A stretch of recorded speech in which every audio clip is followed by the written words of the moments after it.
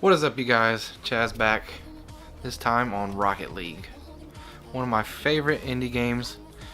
Shit, pretty much one of my favorite games of 2016. I enjoy it a lot. Super competitive at times, fun to play with friends. But there's a few things that really piss me off about the game that I'm surprised I haven't fixed yet. And we're going to go through that as we watch a little bit of the gameplay footage. Now, I'm not a professional at any sense of the mean, but I figure I'm half-ass decent in the game, even though that shot was god-awfully terrible. But when you're playing competitive and you get stuck with a random person, when you're not playing with a friend or anybody you know, or joining a party, you get stuck with just a random nobody. And 9 times out of 10 with the community that is Rocket League, you'll get some sort of a chat. Now, when the guy doesn't talk in the chat in the very beginning to let you know who's going to get the ball, who's going to stay on defense, that's signs for a bad game. Now, I know I fucked up the block and missed and they got the goal. So I tell him, sorry. Getting nothing back. Once again, bad sign for the game. The team we're playing against, not even that great of a team. So I get a couple saves. I'm trying to get the, score back, break it even. But the guy I'm playing with, I don't know if he's new to the game. I didn't even check his ranking. Or if he just wasn't playing good at all that day. So, scores 2-0. This is usually around the time where, okay, his ranking's not shown. But this is around the time 2-0, 3-0. If the game gets out of hand early, which isn't a big deal in Rocket League, you can definitely change the tide and have momentum swing back in your favor. I've seen plenty of times 3-4 goals in a minute. But this is what I've become noticed more and more often is 2-0, 3-0 in the very beginning of the game. You'll have your teammate try to forfeit. And they'll give you the option to forfeit with them and say yeah. But then, if you don't say yeah, 9 times out of 10 what they do is they'll just quit on you. Hard quit the game or exit out or whatever they do. And they'll just quit out on you so they don't get the demerit or lose any sort of ranking. Now it's 3-0. Like I said, I'm not the greatest at the game, but I feel like I'm a pretty well-balanced player.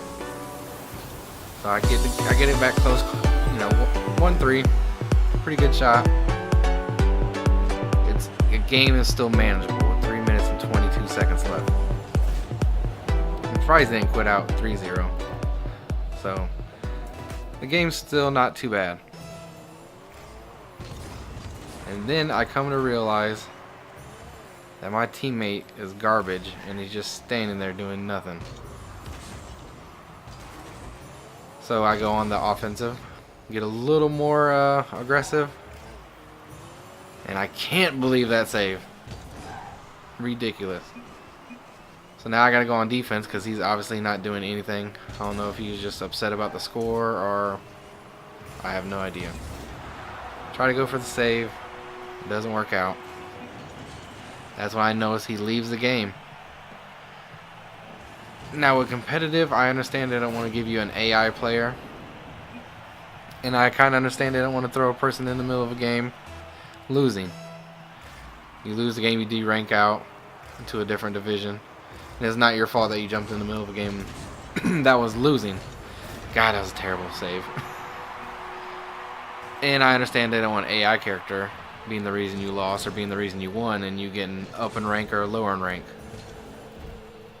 So I kind of understand why they're doing that, but there has to be a way to get where I'm not just playing 2-on-1 against some people and then me be punished for it. Because at the end of this match, you'll notice I go down in rank. Even though I play the whole game out, the whole time. 6-1. And I'm still sticking in there like a champ. Now these two people, they're talking back and forth and going crazy in the chat like they're actually really doing something. When it's pretty weird to be so happy about beating somebody 2-on-1. crazy part is it's almost a huge comeback because I start to get a little more feel of the game. This is my very first game I've played in a few weeks, and start coming back with a few different goals, a couple good shots. There has to be some sort of system to put in place, but at least just let me keep the rank I have instead of demoting me for my teammate being a bitch and just quitting out, or him having connection problems and dropping out of the lobby. I mean, there's plenty of oh my god, 7-2.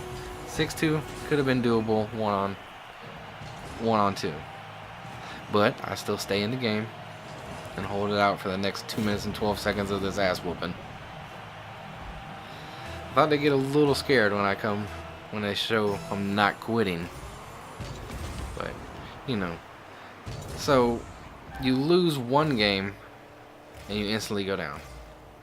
You win one game, a lot of the times you'll just break even, and you have to go on some sort of a winning streak to gain up a level. That's just crazy to think competitive. There's not a way to make it where you're not punished for your teammate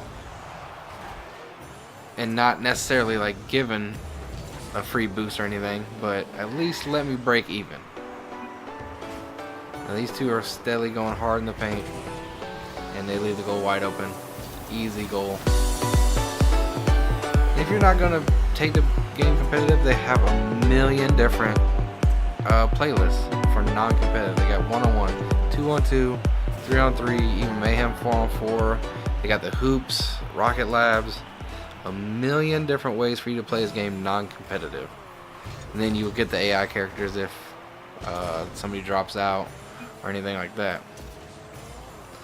But I don't understand why you would play the game competitively and quit out at the first sign of a